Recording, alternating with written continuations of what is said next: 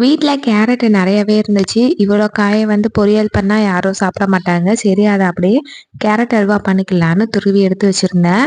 ஒரு ஈவினிங் டைம்ல அப்படியே செய்ய ஆரம்பிச்சுட்டேன். இப்போ கேரட் அல்வா பண்றதுக்கு கொஞ்சம் அடிகனமான பாத்திரம் இருந்துச்சுன்னா கிண்டுறதுக்கு கரெக்ட்டா இருக்கும். அதனால நான் பெரிய சைஸ் குக்கர எடுத்துக்கிட்டேன்.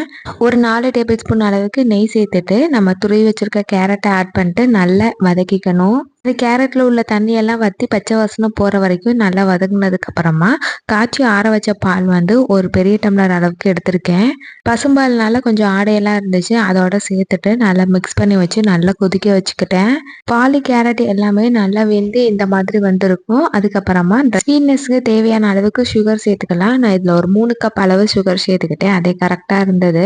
சுகர் சேர்த்ததுக்கு அப்புறம் தண்ணி விட்டு வந்த மாரி இருக்கும். நல்லா ஹை ஃப்ளேம்ல வச்சு ட்ரை பண்ணி கொஞ்சமா பாதாம் முந்திரிய லைட்டா கிரஷ் பண்ணி போட்டோம்னா, நல்ல சூப்பரான கேரட் அல்வா ரெடி ஆயிடும். சுட சுட சாப்பிடும்போது சூப்பரா இருந்துச்சு. ட்ரை பண்ணி பாருங்க.